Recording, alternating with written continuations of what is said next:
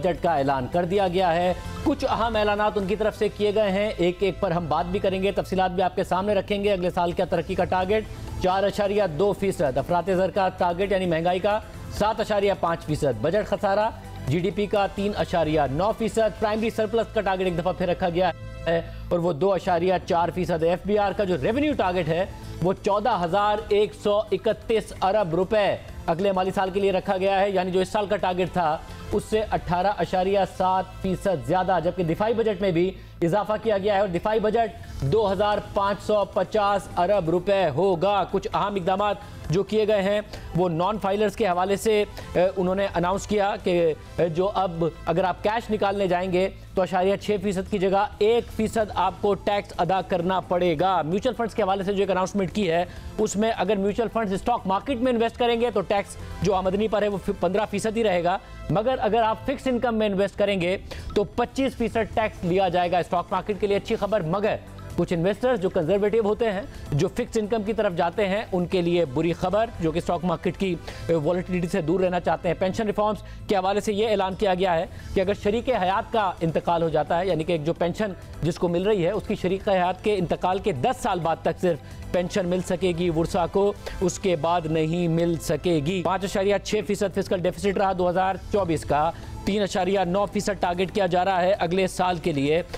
इसके अलावा जो टारगेट्स हैं वो अनाउंस किए गए हैं और जो GDP का टारगेट है हम आपको एक दफ़ा फिर बताते चलें वो 4.2% है। सैलरीड क्लास के लिए, तनख्वाहदार तबका जिसको ज़ाहिर है बहुत ज़्यादा जिसकी तवज्जो थी कि क्या होगा, उनके लिए जो ऐलान किया गया है वो ये कि पहले ये कहा जा रहा था कि जो अब 6 लाख से 12 लाख रुपए सालाना, यानी कि महीने का लाख रुपए जो कमाते हैं उनको टैक्स फ्री कर दिया जाए, मगर IMF नहीं मान रहा था। मगर अब इतना ज़रूर किया गया है क्योंकि 6 लाख तक वैसे ही टैक्स इस्तिस्ना है, साल का अगर आप कमाते हैं यानी 50,000 रुपये महीना। अब अगर आप लाख रुपए महीना कमाते हैं यानी 12 लाख रुपए साल का कमाते हैं तो जो टैक्स की शरह है वो 5% से कम करके 1% कर दी गई है। 12 लाख आमदनी वाले जो टैक्स की शरह है वो 30,000 से कम करके अब 6,000 सालाना होगी और जो लोग 22 लाख रुपए तक तनख्वाह लेते हैं उनके लिए कम से कम टैक्स की शरह 15% के बजाय 11% करने की तजवीज़ दी गई है। इसी तरह ज़्यादा तनख्वाह लेने वालों की शरह कम करने की तजवीज़ दी जा रही है। 22 लाख रुपए से 32 लाख रुपए सालाना कमाने वालों की जो टैक्स शरह है वो 25% से कम करके 23% करने की तजवीज़ है। जो कॉर्पोरेट सेक्टर है उस पर जो इजाफी टैक्स था, सुपर टैक्स था, उसे महज 0.5% से कम किया जा रहा है। इसके अलावा जाहिर है बहुत सारे लोगों ने जब इंटरेस्ट रेट्स बढ़े तो अपने पैसे बैंक्स में रखवाए, उस पर जो आमदनी थी वो 15% उस पर टैक्स लगा करता था। अब वो टैक्स 20% होगा, हालांकि शरह सूद कम हो गई है और जो टैक्स होगा अगर आप अपने बैंक में पैसे रखवाते हैं उस पर जो इंटरेस्ट इनकम है उस पर अब टैक्स की शरह 15% से बढ़ाकर 20% कर दी गई है। जी सर।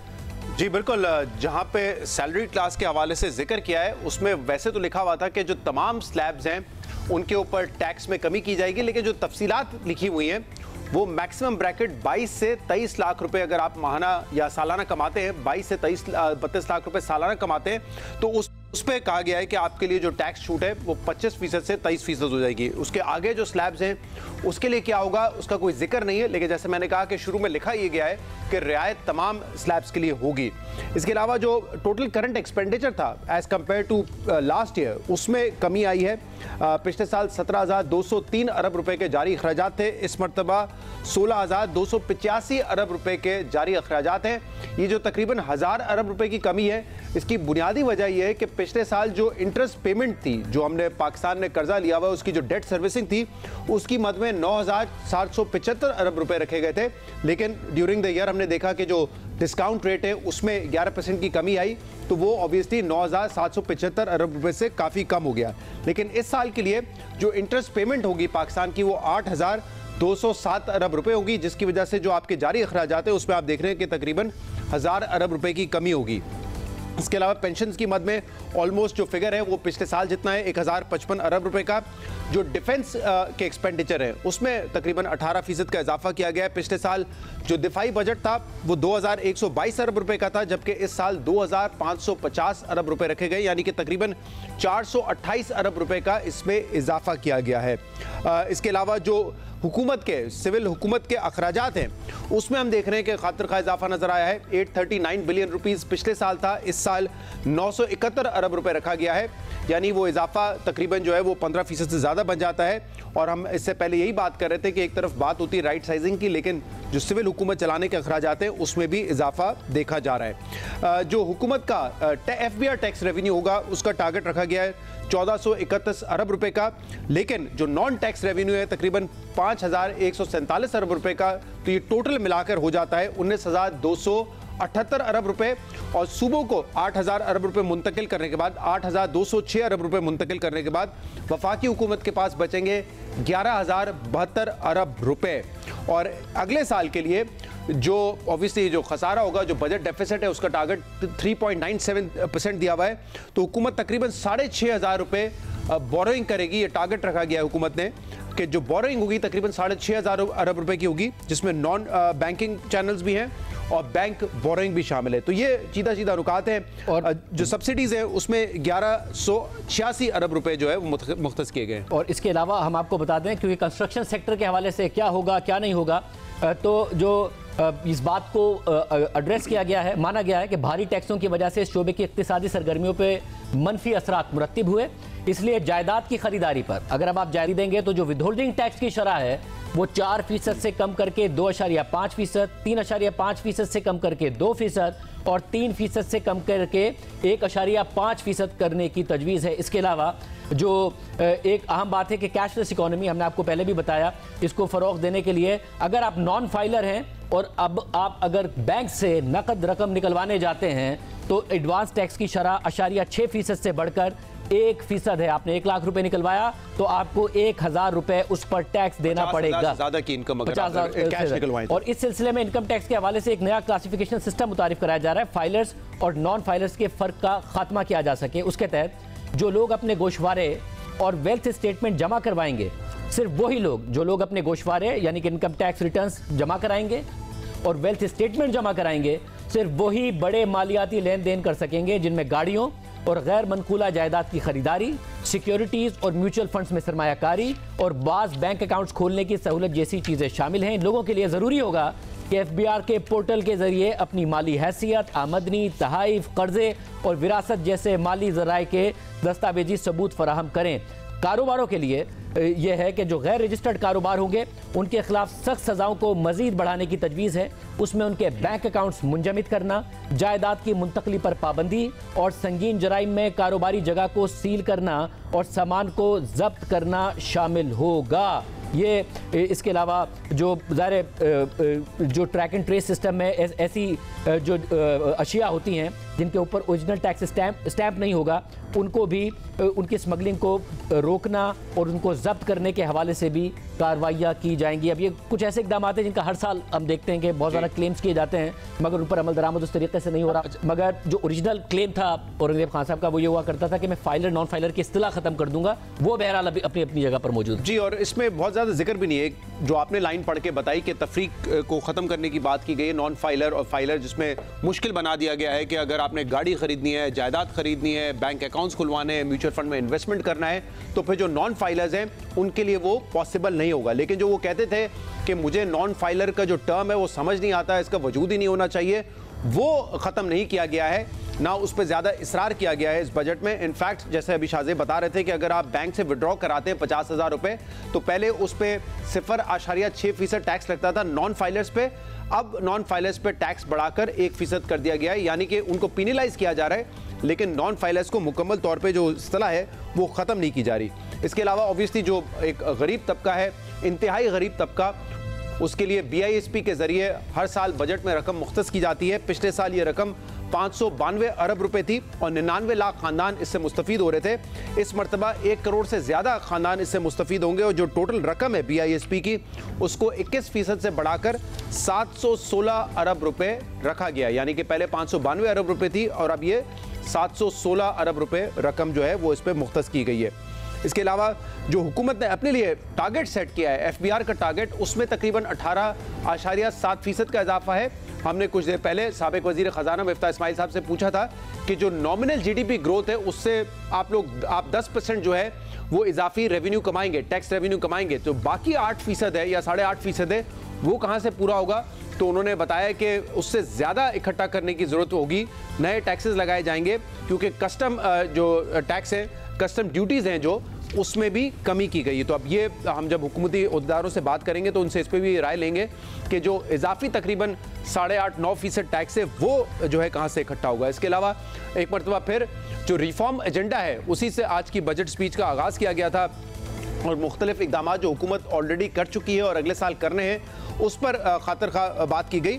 लेकिन बहुत सारे ऐसे रिफॉर्म्स हैं जिस पर बात हुई है लेकिन अमली तौर पे हमें उसके फ़वाइद अब तक नहीं नजर आए, जिसमें एक बड़ी मिसाल स्टेट ओन इंटरप्राइजेस की है, जिस पर इस बजट स्पीच में दोबारा कहा गया है कि 1000 अरब तक उनके नुकसानात और गारंटीज की मद में हुकूमत उनको देती है, लेकिन इस साल कोई प्राइवेटाइजेशन नहीं हो सकी।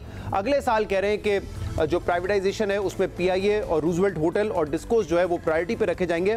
पिछले साल 30 अरब रुपए की रकम प्राइवेटाइजेशन प्रोसीड्स के तौर पे दिखाई गई थी, इस मरतबा 87 बिलियन की दिखाई गई है।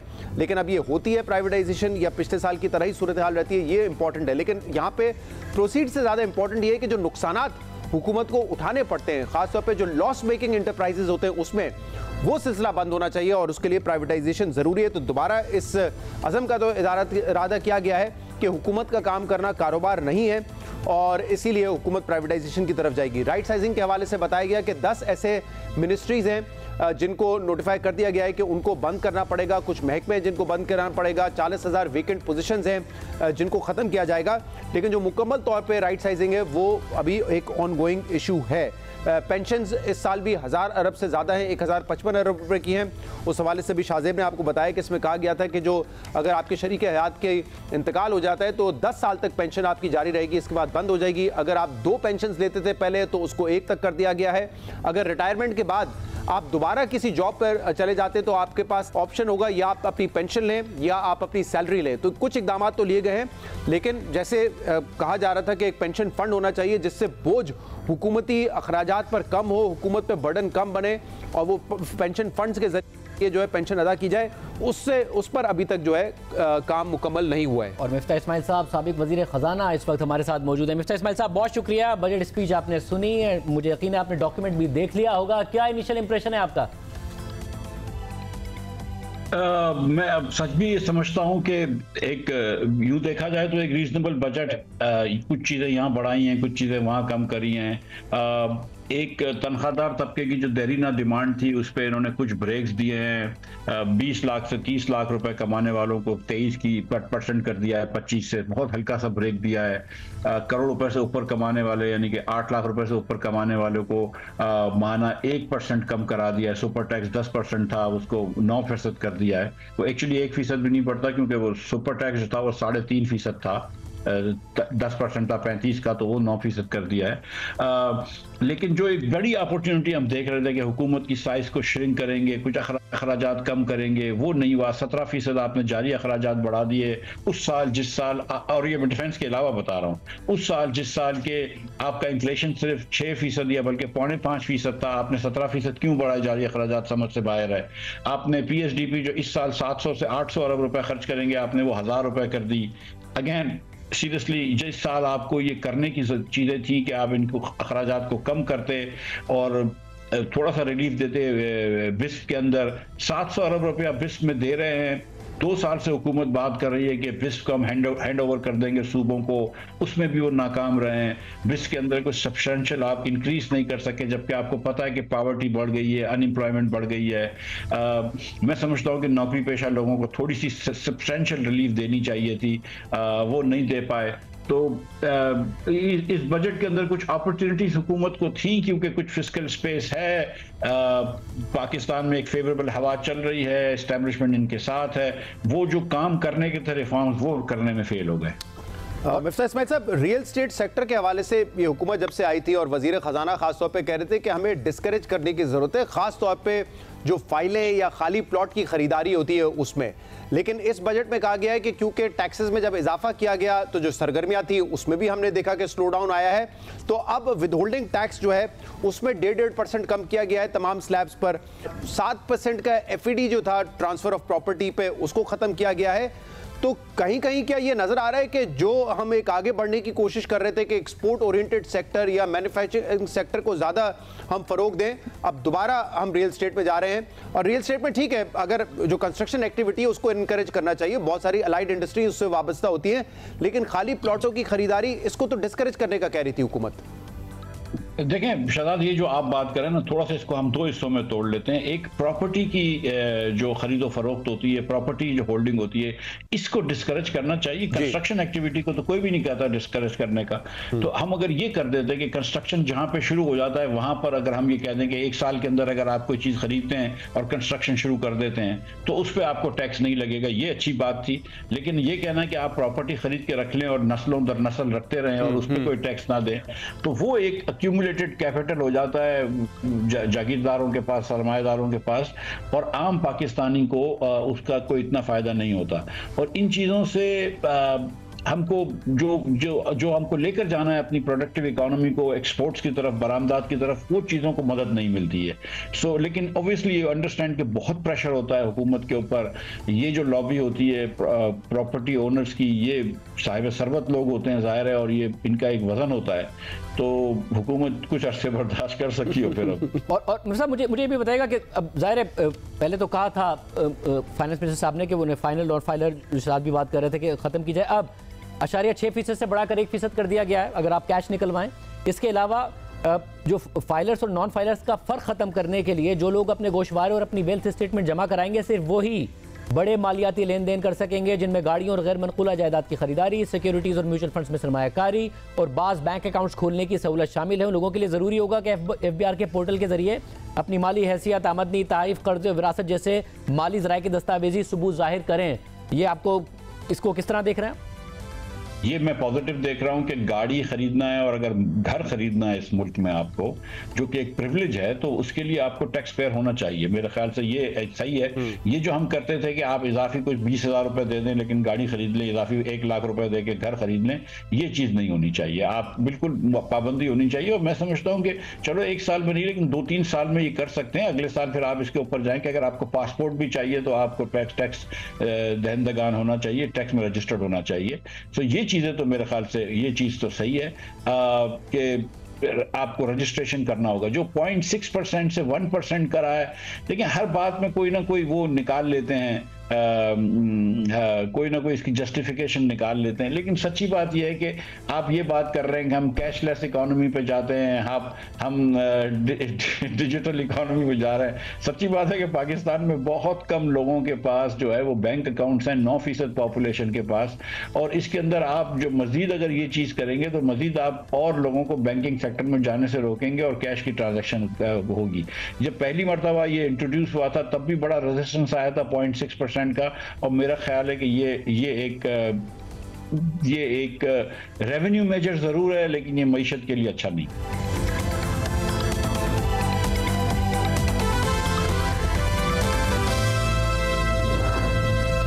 हमारे साथ आसिफ पीर साहब भी मौजूद हैं, चीफ एग्जीक्यूटिव हैं और मैनेजिंग डायरेक्टर हैं सिस्टम्स लिमिटेड के। आसिफ साहब बहुत बहुत शुक्रिया ज्वाइन करने के लिए। एक तो ज़रा ओवरऑल जो बजट की मैक्रो साइड है उसमें भी अगर आप कमेंट करना चाहें, और स्पेसिफिकली क्योंकि आपका ताल्लुक आईटी इंडस्ट्री से है, तो आईटी के हवाले से इस बजट में क्या ऐसी चीज़ें, क्योंकि इस साल हमने देखा है आईटी एक्सपोर्ट्स में ग्रोथ बहुत ज़्यादा हुई है, बहुत सारे लोगों का कहना है कि ये एक ऐसा सेक्टर है जहाँ से आप फॉरेन रिजर्व कमा सकते हैं। तो इस बजट में आपको क्या नजर आया इस हवाले से? आसिफ साहब आपकी आवाज नहीं आ रही। जी वालेकुम जी जी आ रही है आवाज। अस्सलाम वालेकुम शहजाद साहब और शाहजेब, शुक्रिया। बस पहले तो ये कि आई थिंक आईटी सेक्टर की ऑफ कोर्स एक्सपोर्ट ग्रोथ हुई है और इंशाल्लाह अल्लाह ने चाहा तो I think we are very hopeful कि ये कंटिन्यू रहेगी, क्योंकि मोमेंटम तो है। बस मैं 2-3 चीज़ें मैं आपको ये बताना चाहूँगा कि हमने एक रिक्वेस्ट की थी, आई थिंक मैंने जो देखी अभी तक तो मुझे नज़र नहीं आई, अगर आप लोगों को पता हो तो करेक्ट कर दीजिएगा। आई थिंक हमने एक इंडस्ट्री की एक डिमांड थी कि हमारा मसला ये हो गया कि फ्रीलांसर्स को तो ठीक है टैक्स की छूट होनी चाहिए, दैट्स ओके, बट एक रिमोट वर्कर्स जो हैं कि एक बहुत बड़ा गैप हो गया है। जो फॉर्मल इंडस्ट्री है, जिस तरह हम लोग कंपनी चलाते हैं, और जो अब बहुत सारा तबका ऐसा हो गया जो रिमोट वर्कर कन्वर्ट हो जाता है और डायरेक्टली उनके अकाउंट में सैलरीज आ जाती हैं। और सिर्फ ये डायरेक्ट ऐसा नहीं हुआ, अब तो कंपनीज ने भी ऐसा शुरू कर दिया, जिन जिन की भी सब्सिडरीज बाहर हैं वो सिर्फ अपने लोगों को जो सीनियर मिड टर्म, बल्कि अब तो मेरे ख्याल से सारे प्रोग्रामर्स को भी सैलरी बाहर से आनी शुरू हो गई है उनके डायरेक्ट अकाउंट में। तो उससे हमने कहा था कि डिस्टिंक्शन ज़रूर आपको स्टेट बैंक से मिलके करें, क्योंकि ये 35% रफली गिव एंड टेक, क्योंकि हमारे जो सैलरी वाले लोग हैं, डेवलपर्स हैं, उन सब की कोई सैलरी, कोई भी फ्रेश ग्रेजुएट भी 1.5-2 लाख रुपए की सैलरी से अब आते हैं। तो 3-4 लाख रुपए मंथली सैलरी वाला तो नॉर्मल हमारा डेवलपर या नॉर्मल हमारे स्टाफ होता है। तो उसमें बहुत बड़ा फर्क हो गया, इसकी वजह से एक नॉर्मल इंडस्ट्री डिस्टॉर्ट हो रही थी। I have not seen it yet. हमने बहुत रिक्वेस्ट की थी कि इसको ज़रूर एड्रेस करना चाहिए। हम ये नहीं कह सकते कि हमारा टैक्स कम कर दें, हम ये कह रहे हैं कि एटलीस्ट इसको जरा आसिफ साहब दोबारा क्लैरिफाई करते हैं। आप ये कह रहे हैं कि बाहर जो कंपनीज ऑपरेट कर रही होती हैं वो जब पाकिस्तान में अपनी सब्सिडीज खोलती हैं और यहाँ एम्प्लॉय करती हैं लोगों को, तो क्योंकि वो रिमोट वर्कर्स होते हैं उनकी सैलरी उनके अकाउंट में आ जाती है और वो टैक्स फ्री इनकम है उनकी। लेकिन आप लोग अगर यहाँ पे मौजूद हैं और आपको अपने एम्प्लॉइज को पैसे देने पड़ते हैं तो उस पर टैक्स काटना पड़ता है, जिसमें ऑब्वियसली एम्प्लॉय का भी नुकसान होता है। ये आप कह रहे हैं कि डिस्टॉर्शन है? नुकसान नहीं, डिस्टॉर्शन यस बिल्कुल, के हमारी लेवल प्लेइंग फील्ड नहीं रहती ना। अगर मुझे अपना डेवलप, मेरी कंपनी से कोई फर्ज करें कि आपने बाहर कंपनी खोली और मेरे स्टाफ को हायर कर लिया, तो उसको तो 35% का डायरेक्ट फायदा हो गया। तो वो मेरे पास क्यों 35% रफली मैं कह रहा हूँ, मतलब 30% भी हो सकता है जिस स्लैब में वो है। तो वो बहुत एक डिस्टॉर्शन है जिसकी वजह से जो फॉर्मल इंडस्ट्री को अफेक्ट हो रहा है। और ये काफी बच्चे, और इससे ये तो बहुत सिंपल सी मैंने एग्जांपल दी है। मुझे बताएगा कि क्योंकि ये मसला आपने मुतादिद दफा उठाया, हमारे साथ ट्रांसमिशन में भी उठाया, इसके अलावा भी इंडस्ट्री बार बार ये बात कर रही थी, तो फाइनेंस मिनिस्ट्री का रिस्पांस क्या था? क्योंकि बजट डॉक्यूमेंट में ये चीज फिलहाल मुझे नहीं दिख रही है। फाइनेंस मिनिस्टर साहब आज हमारे साथ मौजूद होंगे रात 10 बजे, तो हम उनसे पूछ भी लेंगे, मगर क्या जवाब क्या था उनका, क्या ऐसा इशू है इसमें? आई थिंक मुझे तो हमेशा यही कहा गया था कि ये इस पे ये लोग काम कर रहे हैं अभी तक। तो इसीलिए मैंने कहा अभी तक मैंने नहीं देखा, तो काम अगर कर रहे होंगे तो शायद आ जाए रात तक, मुझे नहीं पता, अभी तक नहीं देखा। तो अगर ये बहुत शाज़ेब आई थिंक इम्पॉर्टेंट, खाली एक तो मैंने सिर्फ आपको एक छोटी सी एग्जांपल दी, इसमें आप ऐड ऑन करें कि ये एक जो सीनियर बच्चा होता है या इंडिविजुअल होता है, वो 10 लोगों को मैनेज भी कर रहा होता है या उससे बड़ी टीम मैनेज कर रहा होता है। अगर वो चला जाता है तो हमारी एक्सपोर्ट का एक सब्सटेंशियल डिफरेंस पड़ता है। एक सैलरी तो एक चीज होती है ना, बट वो बंदा मैनेज भी कर रहा होता है बहुत सारी टीम को। मिडिल हमारी सेक्टर में सबसे बड़ा इशू क्या है? मिडिल मैनेजमेंट का। आप आई थिंक मिफ्ता साहब भी बैठे हुए हैं। Middle management is the key for running the show. Upper management और मिडिल मैनेजमेंट जितने सारे, और सर्विस सेक्टर में तो सबसे इंपॉर्टेंट ही मिडिल मैनेजमेंट है। और उसका एक तो ये नुकसान हो रहा है, और फिर जब टैक्स हमने बड़ी ये भी रिक्वेस्ट की थी एक एक्चुअली कि सैलरी क्लास में जो हाई, देखें अभी मैंने कहा ना हमारी एवरेज सैलरी 4 लाख रुपए की एवरेज सैलरी है, 4 से 5 लाख रुपए जो इंडस्ट्री की है, जो जिसमें डेवलपर्स आप लगा लें 3 से 5 लाख, छोटी कंपनियों की थोड़ी कम हो सकती है। तो उनमें इतना कोई टैक्स में फायदा नहीं हुआ उनको, तो मतलब थोड़ा सा कम हुआ है बट ना होने के बराबर हुआ है। यस, लोअर इनकम स्लैब में कम हुआ है, वो तो आईटी सेक्टर में आते नहीं है ज्यादातर, तो वो भी एक बड़ा फैक्टर है। इससे भी लोग बहुत बाहर जा रहे हैं, जिससे क्योंकि टैक्स ज्यादा रेट होने की वजह से भी बहुत सारा टैलेंट हमारा बाहर जा रहा है। तो ये भी हमने सैलरी क्लास के लिए जरूर रिक्वेस्ट की थी। एक और रिक्वेस्ट भी की थी जो आपने, बल्कि ये तो सिर्फ आईटी सेक्टर ने नहीं की थी, जो एक्स्ट्रा सरचार्ज है उसको आई थिंक 10% से 9% किया गया, but that's of course again little bit relief but not much. तो आई थिंक ये एक बहुत बड़ा इशू है। दूसरा आई थिंक बाकी तो चीजें देखें, अब इंपॉर्टेंट है आर्टिफिशियल इंटेलिजेंस का, जो देखें एआई ने डिस्ट्रप्शन, तो ये तो कोई भी इस ख्याल में ना बैठे कि डिस्ट्रप्शन नहीं होनी, डिस्ट्रप्शन हो रही है, होती रहेगी और बहुत तेजी से होती रहेगी। आई थिंक हमारे मुल्क में इस वक्त बहुत शदीद ज़रूरत है डेटा सेंटर्स को खोलने की और डेटा सेंटर्स लगाने की, क्योंकि हमारे पास अगर एआई आपने यूज़ करना है तो आपको स्टोरेज भी चाहिए, क्लाउड भी चाहिए। क्लाउड आप लोकल क्लाउड चाहिए, स्टोरेज चाहिए, कंप्यूट चाहिए, राइट। और अगर वो सस्ता अवेलेबल नहीं होगा मुल्क के अंदर तो ऑफ कोर्स हम सारे बच्चे क्लाउड यूज करेंगे, वो आपकी एक इनकम ऑफ कोर्स आपका डॉलर भी ज़ाया होता है, और आपके पास सस्ता नहीं होगा तो आप रिसर्च नहीं कर पाएंगे। तो ये हमें इसको सस्ता बनाने के लिए भी कोई इंतजाम करने चाहिए ज़रूर, और ये भी हमने रिक्वेस्ट की थी आई थिंक जो कि होना चाहिए। और आईटी सेक्टर के हवाले से जो कि आपने सवाल पूछा, तो आप लोगों ने कॉन्सेप्ट सुना होगा एम्प्लॉय स्टॉक ऑप्शन स्कीम्स का, राइट। जितनी भी कंपनियां आईटी में दुनिया भर में आप देख लें, जो इनोवेशन होती हैं, जो स्टार्टअप्स होती हैं, जो भी हैं, वो अपने अच्छे लोगों को एक इक्विटी देती हैं। उस इक्विटी की बेसिस पे वो अपना दिल जान लगा के वो कंपनी जब ग्रो करती है, बिकती है, वैल्यूएशन होती है, तो उनका उसका हिस्सा मिलता है। ये भी हमने रिक्वेस्ट की थी कि ईसॉप, इस वक्त जो ईसॉप स्कीम है वो भी इनकम टैक्स के मद में शामिल हो जाती है। फर्ज करें शाहजेब, अगर किसी एम्प्लॉय को मैं फर्ज करें कि 10,000 शेयर्स देता हूं और उसकी वैल्यू 100 रुपए की है और उसको डिस्काउंट पे देता हूं 80 रुपए पे शेयर, तो उसको 20 रुपए पे 2 साल बाद वेस्ट होता है और वो 200 रुपए का शेयर हो जाता है, तो उसको 120 रुपए पे इनकम टैक्स देना पड़ेगा। और उसने अभी बेचा भी नहीं है, रियलाइज भी नहीं हुआ, उसको रियलाइज नहीं हुआ, उसने बेचा नहीं है, बट 120 रुपए के डेल्टा पे उसको 35% या जिस भी ब्रैकेट में होगा वो टैक्स जाता है। वो भी हमने रिक्वेस्ट की थी कि हमें रिटेंशन के लिए, क्योंकि हमें रिटेन करना है लोगों को, पाकिस्तान में अच्छे लोगों को। आप ये अनरियलाइज्ड गेन के ऊपर टैक्स देते हैं वो? जी, अनरियलाइज्ड गेन पे मार्केट पे नहीं होता, कैपिटल गेन नहीं लगता, उस पे अनरियलाइज्ड पे आपका इनकम टैक्स लगता है 35%, 40%, जिस भी ब्रैकेट में आप हो। तो वो भी हमने बहुत लिख के दिया था, रिक्वेस्ट भी की थी कि ये हमारी सेक्टर में, ये हर सेक्टर के लिए है अच्छा, लेकिन चूंकि आईटी सेक्टर में ईसॉप का रिवाज, क्योंकि सर्विस इंडस्ट्री में सिर्फ लोगों से चलती है वो सर्विस इंडस्ट्री, तो उसमें ये आपको देना पड़ता है ताकि लोग 2 साल के लिए कमिट रहे आपके साथ, 2-3 साल तक उनका वेस्टिंग पीरियड जब तक नहीं होता, जब तक वो कमिट रहेंगे। ये इसमें बड़ा सिंपल था, आई थिंक अभी तक मैंने नहीं देखा, अगेन प्लीज फॉरगिव मी अगर मुझे ये अभी तक नजर नहीं आया, इसलिए मैंने अभी बोल दिया। अगर हो गया है तो बहुत अच्छी बात है, ये होनी चाहिए थी, ये भी हमने रिक्वेस्ट की थी। और आई थिंक एक और रिक्वेस्ट भी आईटी सेक्टर से आई थिंक की थी कि जिस तरह आपने सुना होगा, आई थिंक आपका प्रोग्राम मैं पहले भी देख रहा था, अमार ने भी कहा था कि होता ये कि आईटी सेक्टर में लोग पैसे पूरे नहीं लेके आते। आईटी सेक्टर में एक्सपोर्ट करते हैं, वो सिर्फ जितनी रिक्वायरमेंट होती है अपनी सैलरी पे करने के लिए या अपने वर्किंग कैपिटल के लिए, वो उतना पैसा लेके आते हैं, बाकी पैसा बाहर पड़ा होता है। अब वो 20% भी हो सकता है, 30 भी हो सकता है, 40% भी हो सकता है, depending on your profit margin, right. उसके लिए भी हमने कहा था कि देखें, हमें ट्रस्ट बढ़ाना है लोगों का कि पाकिस्तान में पैसे आए, हम सब की ख्वाहिश है, मैं भी ये चाहता हूँ और हर इंडस्ट्री और फाइनेंस मिनिस्ट्री के पैसे वापस आए। उसके लिए कोई हमने रिक्वेस्ट की थी कि कोई आरडीए जैसा, क्यों अभी ट्रस्ट नहीं है, अभी लोग कहते हैं हम पैसे लेके आएंगे तो पैसे वापस नहीं जा सकेंगे, राइट। और आपको पता है इन्वेस्टमेंट बाहर करेंगे तो ये एक्सपोर्ट बढ़ेगी, इन्वेस्टमेंट पाकिस्तान में सिर्फ करने से एक्सपोर्ट नहीं बढ़ सकती। आप बाहर जाके अपनी कंपनियां नहीं खोलेंगे, सेल्स की टीम नहीं हायर करेंगे, एक्विजिशन नहीं करेंगे, तो आप कोई जादू से एक्सपोर्ट में नहीं बढ़ना।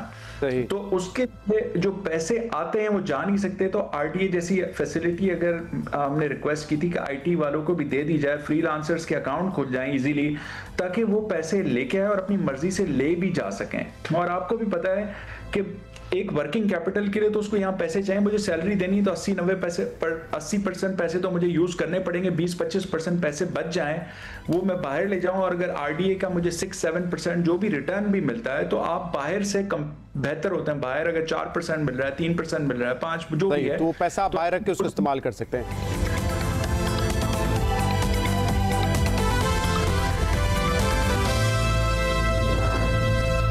मिफ्ताह इस्माइल साहब, कुछ और जो इकदाम लिए गए, एक तो इंटरेस्ट इनकम पे टैक्स बढ़ा दिया है, 15 से 20% कर दिया है। म्यूचुअल फंड्स के लिए उन्होंने कहा है कि अगर आप इक्विटी में इन्वेस्ट करेंगे तो 15% टैक्स होगा, अगर आप फिक्स इनकम की तरफ जाएंगे तो 25% टैक्स होगा।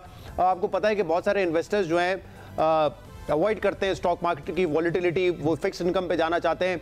इसको पिनलाइज करने की वजह क्या है? क्या मकसद ये है कि इक्विटी मार्केट को फरोग दिया जाए? देखिए शहजाद, 2000 अरब रुपए से अगले साल का टैक्स का हदफ ज्यादा है। आप 11,900 अरब रुपए इस साल जमा करेंगे, आप अगले साल कह रहे हैं 14,100 अरब रुपया। तो आपको 2100-2200 अरब रुपया और चाहिए, जिसके अंदर से 1000 अरब रुपया आप एक्सपेक्ट कर सकते हैं कि इन्फ्लेशन की वजह से या मईशत की ग्रोथ की वजह से बढ़ जाएगा। बाकी 1000 अरब रुपया कहीं ना कहीं से तो आएगा। तो उसके लिए मेजर्स लिए हुए। अब फाइनेंस मिनिस्टर आके ये खुला कहते नहीं है कि हमने 1000 अरब रुपए के मेजर्स लिए, लेकिन लिए हुए तो है ना, वरना वो गैप कैसे फुल होगा। तो 1000 अरब के मेजर्स क्या है? आपने एक बैंक के ऊपर लगा दिया कि 0.6% से 1% कर दिया। आपने ये जो मार्केट प्लेसेस हैं, डिजिटल मार्केट प्लेस, ऑनलाइन जो है, उसके ऊपर आपने कहा कि तुम हर 15 दिन बाद टैक्स का गोशवारा पढ़ोगे ताकि वहां से सेल टैक्स ले लेंगे। आपने ये जो डिविडेंड इनकम है, सॉरी इंटरेस्ट इनकम है, उस पर 15 से आपने 20% टैक्स कर दिया। इसी तरह म्यूचुअल फंड्स के अंदर जो आपने कहा है कि बहुत सारे लोग फिक्स्ड पेंशन वगैरह के लिए फिक्स पैसे लेते हैं, आपने उसके ऊपर टैक्स लगा दिया 25%। आपने पेंशन किसी की 1 करोड़ रुपए से ज्यादा है, काफी कॉर्पोरेट्स के अंदर होती है, तो उसके ऊपर आपने टैक्स लगा दिया। तो बहुत जगहों से इन्होंने छोटे छोटे टैक्स जमा करके, ताकि वो 1000 अरब रुपया है, वो इन्होंने कहा नहीं है इस तरह, लेकिन 1000 अरब रुपए का नया टैक्स पिछले बजट में काफी ज्यादा फोकस था इस बात पे कि एग्रीकल्चर इनकम टैक्स हम लेंगे और उसके लिए चारों सूबों को कहा कि आप कानून साजी करें। मुझे इस बजट में, इस तकरीर में बहुत ज्यादा उस हवाले से कुछ सुनने को नहीं मिला। हम कह रहे थे हमारा रिटेल होलसेल सेक्टर ऐसा है जिसका कंट्रीब्यूशन जीडीपी में है 18 से 20%, लेकिन वो टैक्स हिसाब से नहीं देते, उस पर ज्यादा बात नहीं हुई। तो ये मतलब एरियाज वो हैं, नो गो एरियाज हैं या डिफिकल्ट एरियाज हैं, इसलिए बात नहीं हुई, या शायद फाइनेंस बिल में और आगे जाके इसकी मजीद कोई तफसीलात आएंगी हमारे सामने।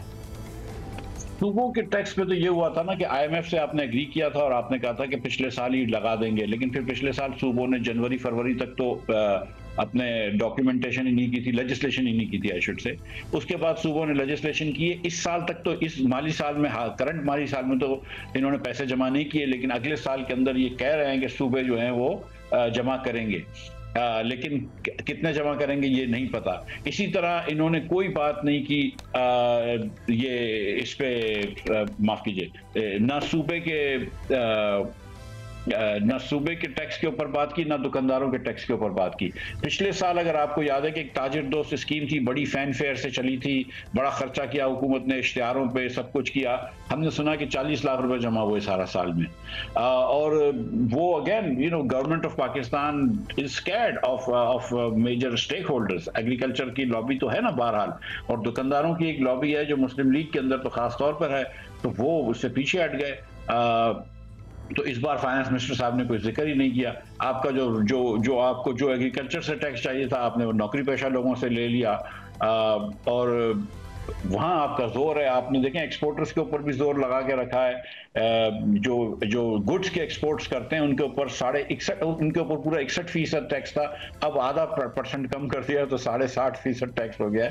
सो मतलब टैक्स काफी सब्सटेंशियल है पाकिस्तान के अंदर, ये लिखा हुआ भी है स्पीच में, बार बार हर उसमें लिखा हुआ है। जहां पर कॉर्पोरेट की बात की गई है वहां पर भी लिखा हुआ है, जहां प्रॉपर्टी की बात की गई है वहां पर भी लिखा हुआ है, जहां सैलरीड इंडिविजुअल की बात की गई है वहां पर भी लिखा हुआ है कि टैक्स बहुत ज्यादा है, मगर जाहिर है रिलीफ उस हिसाब से नहीं है। प्राइवेटाइजेशन का और एसओईस का जाहिर है हर साल ही अब जिक्र होता है मिस्टर इस्माइल साहब, और कोई ऐसा बजट मेरा नहीं ख्याल कि जिसमें ये बात ना की जाती हो। अब कॉपी पेस्ट पिछले साल 30 अरब था, नंबर बदला है, 87 अरब रुपए इस दफा रखे गए। आपको लग रहा है जो इन्वायरमेंट है कुछ प्राइवेटाइज हो पाएगा, एसओईस के में कुछ ऐसा हो पाएगा कि 1000 अरब रुपए हमें ना देने पड़ रहे हो? इस बात का भी खुद जिक्र है बजट में कि 1000 अरब रुपए ये ले जाते हैं 800 और फिर वो टोटल 1000 रुपए सब्सिडीज की को मिला के। देखिए मुझे शायद तवक्को है या उम्मीद है कि पीआईए प्राइवेटाइज हो जाएगा, इसके अलावा कुछ भी नहीं होगा। पीआईए भी लास्ट ईयर अगर ये चाहते तो हो जाता, लेकिन ये सचमुच इनकी नीयत नहीं थी। इस बार शायद पीआईए हो जाए, लेकिन पीआईए के अलावा मुझे कोई डिस्कोर्स वगैरह करने का इनका कोई मूड नहीं है। नहीं तो वो नजर आ जाती है, आपको कोई चाल नजर आ जाती है कि वो ऐसा कुछ कर रहे हैं। आप इस बजट में आप देखें कि 70 अरब रुपया तो आपने सिर्फ एक ग्रांट दी हुई है पाकिस्तान रेलवेज को। इसके अलावा एक ये ग्रांट देते हैं इनको ट्रैक ठीक करने के, रेलवे स्टेशन बनाने के, जो पीएचडीपी में आता है, तकरीबन 50 अरब रुपया वो देंगे। तो 120 अरब रुपया जो है वो हम दे रहे हैं पाकिस्तान रेलवेज को।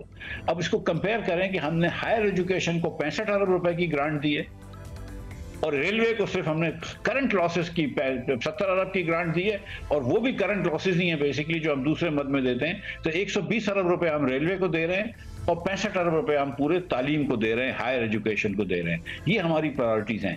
अब PIA का नुकसान देख लें तो 100 अरब रुपए का जो नुकसान होता है, ये इसको अगर डेट निकालने से पहले की बात कर रहा हूँ, तो इसका मतलब है कि हर मरतबा एक पैसेंजर बैठता है, PIA 19,500 रुपए नुकसान करती है। आज कराची से इस्लामाबाद की जो प्राइवेट सेक्टर की एयरलाइन है, 19,000 से कम में टिकट बेच देती हैं आपको, लेकिन PIA एक सीट पे 19,000 रुपए नुकसान करती है। तो हर जगह हमने इतने डिस्टोर्शंस डाल दिए। 1,050 अरब रुपए की सब्सिडी आप दे रहे हैं पावर सेक्टर को।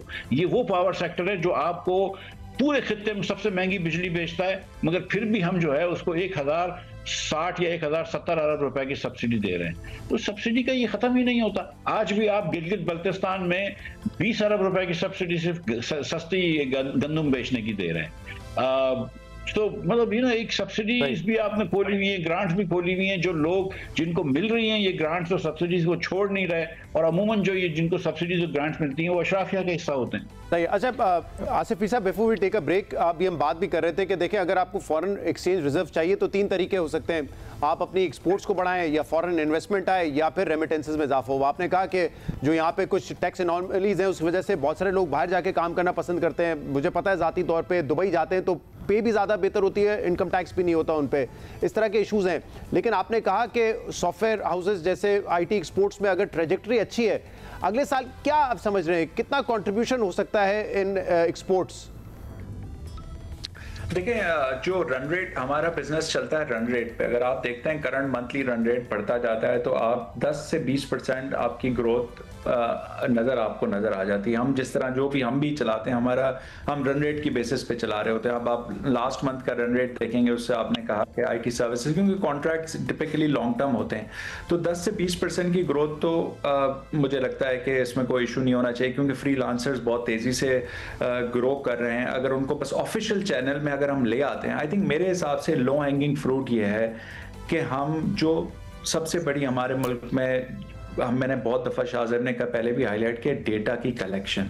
हमें डेटा हमारे पास होता ही नहीं है सही। हमें ये, आप 4 लोगों से सवाल करेंगे, 4 लोग आपको डिफरेंट आंसर देंगे, गवर्नमेंट या प्राइवेट सेक्टर या पाशा PSAB, किसी से पूछ लें कि कितने फ्रीलांसर्स हैं। इस आसान सा सवाल है, इस मुल्क में कितने फ्रीलांसर्स हैं, आपको एक सही जवाब नहीं मिलेगा कहीं से भी, एक नहीं मिलेगा, 4 मिलेंगे अलग अलग। उसका वजह यह है कि हमारे पास फ्रीलांसर्स का कोई डेटा नहीं मौजूद। हमारे पास जो सॉफ्टवेयर कंपनीज प्रॉपर जो काम करती हैं उनका स्टाफ नहीं मौजूद। तो होता ही है कि सर आपके पास जब डेटा ना हो तो आप अप्रोप्रिएट पॉलिसीज नहीं लगा सकते।